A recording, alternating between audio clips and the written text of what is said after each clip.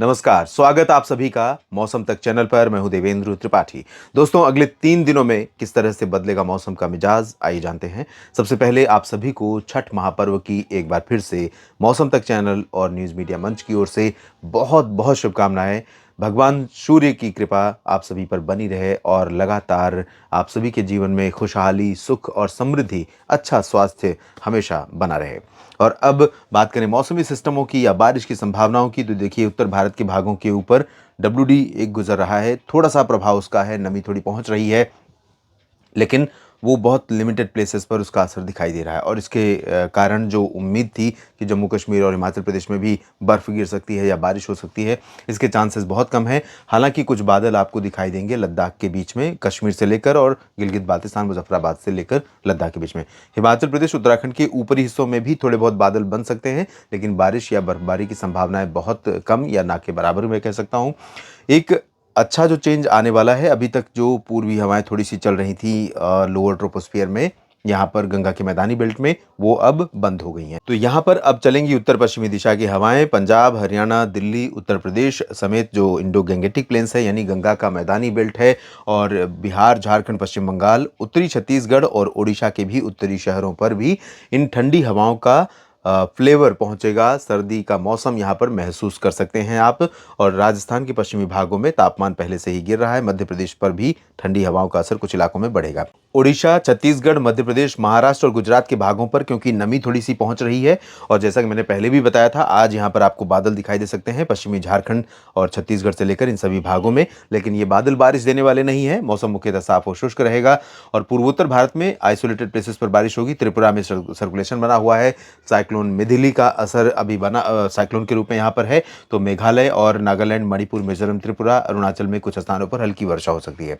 दक्षिण भारत के क्षेत्रों में जो पूरा तटवर्ती रीजन है आंध्र प्रदेश का और साथ ही साथ तमिलनाडु का, इन भागों पर पूर्वी आर्द्र हवाएं लगातार बढ़ रही हैं। तमिलनाडु के तटीय इलाकों में पुदुचेरी और चेन्नई से लेकर कन्याकुमारी के बीच में, इंक्लूडिंग पंबन, तंजावुर, कडलूर, इन सभी भागों में कई जगहों पर मध्यम से तेज वर्षा हो सकती है। बाकी जो दक्षिणी तटवर्ती आंध्र प्रदेश है, यहाँ पर लाइट रेन की संभावना है। केरल में आंतरिक इलाकों में, लक्षद्वीप में और कर्नाटक के कुछ हिस्सों में, तटीय क्षेत्रों में, दक्षिणी भागों में कहीं कहीं पर हल्की वर्षा हो सकती है। तो ये रही आज की स्थिति, यानी 19 नवंबर की। और 20 नवंबर को क्या रहेगा मौसम? 20 नवंबर को यहाँ से लेकर के कोमोरिन रीजन से लेकर के एक ट्रफ यहाँ पर बनी हुई है पूर्वोत्तर भारत के या बांग्लादेश के बीच में। और इस ट्रफ के पूरब में थोड़ी सी हवाएं अलग हैं, पश्चिम में पूरब में अलग हवाएं हैं, पश्चिम में अलग दिशा की हवाएं हैं। तो थोड़ा सा जो इम्पैक्ट है वो आपको कल से यहाँ पर बढ़ता हुआ नजर आएगा। उड़ीसा से लेकर के पश्चिम बंगाल, जो आंध्र प्रदेश का तटीय क्षेत्र है, तमिलनाडु का तटीय क्षेत्र है, इन भागों में कई जगहों पर तेज वर्षा हो सकती है। लेकिन आंध्र प्रदेश और तमिलनाडु में तेज बारिश की संभावना है, उड़ीसा को छोड़कर। आंतरिक तमिलनाडु और केरल तथा तटीय कर्नाटक में कहीं कहीं पर हल्की वर्षा हो सकती है। बाकी भारत के क्षेत्रों में देखें आप, तो महाराष्ट्र, छत्तीसगढ़ और उड़ीसा के आंतरिक इलाकों में, झारखंड, पश्चिम बंगाल, बिहार में, मध्य प्रदेश, उत्तर प्रदेश, राजस्थान, गुजरात और पंजाब, हरियाणा, दिल्ली, इन सभी भागों में शुष्क मौसम रहेगा। जम्मू कश्मीर से लेकर गिलगित बाल्टिस्तान, मुजफ्फराबाद, लद्दाख और उत्तराखंड, हिमाचल में भी ड्राई वेदर रहेगा। पंजाब से हरियाणा, दिल्ली होते हुए उत्तर प्रदेश और बिहार पर हवाएं थोड़ा सा और तेज होंगी। तो कल यानी 20 नवंबर को आप देखेंगे तापमान यहाँ पर और नीचे जाएगा। तापमान नीचे जाएगा तो मौसम थोड़ा सा आज से ठंडा आपको कल दिखाई देगा। और पूर्वोत्तर भारत में ड्राई वेदर, दक्षिण भारत का जिक्र मैंने किया ही किया। और आपको बता दें कि अहमदाबाद में आज मैच होने जा रहा है। इस समय 1:30 बजे मैं रिकॉर्ड कर रहा हूँ, अब से आधे घंटे में मैच शुरू हो जाएगा। और दुनिया का सबसे बड़ा इवेंट इसे कह सकते हैं, और जिसे दुनिया भर में बड़ी संख्या में टीवी पर और बड़ी संख्या में स्टेडियम पर लोग देखेंगे। यहाँ पर मौसम कैसा रहेगा, इसके बारे में एक वीडियो मैं आपको न्यूज़ मीडिया मंच पर से थोड़ी देर में अपलोड करने जा रहा हूँ, उसे आप ज़रूर देखें। और उसके बाद 21 नवंबर को कैसा मौसम रहेगा इसकी बात कर लेते हैं। 23 नवंबर को एक नया डब्ल्यूडी उत्तर भारत में दस्तक देने वाला है। पीछे से आप देख रहे हैं मॉइस्चर, वो आगे पहुँचेगा और उसका असर कितना होगा ये बाद में हम डिस्कस करेंगे। फिलहाल 21 नवंबर को ये जो उत्तर पश्चिमी दिशा की हवाएं हैं, इनकी बहुत ज़रूरत है इस समय देश के तमाम राज्यों में। मैं कहूँगा कि इस रीजन तक इन हवाओं की ज़रूरत है, इस पूरे रीजन में। और अगर पहाड़ों पर अच्छी बर्फबारी हुई होती तो निश्चित तौर पर ये हवाएं यहाँ तक ठंडी लेकर के पहुँचती, सर्दी लेकर पहुँचती। लेकिन अभी फ़िलहाल यहाँ पर सर्दी नहीं पहुँचेगी।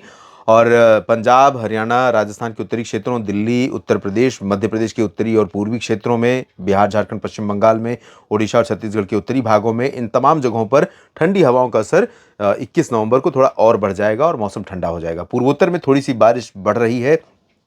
बारिश दक्षिण भारत में भी बढ़ेगी। आंध्र प्रदेश के दक्षिणी तटवर्ती रीजन्स में कई जगहों पर भारी वर्षा हो सकती है और रायलसीमा में भी छिटपुट जगहों पर। तमिलनाडु के तटीय और आंतरिक इलाकों के साथ साथ केरल में कई जगहों पर भारी बारिश होने की संभावना है। मुंबई में बहुत सारे मित्र पूछ रहे हैं कि यहाँ सर्दी कब पहुंचेगी, बारिश कब होगी। तो अभी ना तो सर्दी वाली हवाएं पहुंच रही हैं और ना ही बारिश की उम्मीदें हैं। इंतजार कीजिए, जब तक कोई स्ट्रांग वेदर सिस्टम यहाँ से नहीं बनकर जाएगा या अरब सागर से नहीं आएगा तब तक बारिश की उम्मीद नहीं है। और पहाड़ों से जब तक ठंडी हवाओं का लंबा सिलसिला नहीं चलेगा तब तक तापमान में बड़ी गिरावट और निरंतर गिरावट देखने को नहीं मिलेगी। इस बुलेटिन में भी इतना ही। बने रहिएगा न्यूज़ मीडिया मंच और मौसम तक चैनल के साथ। धन्यवाद।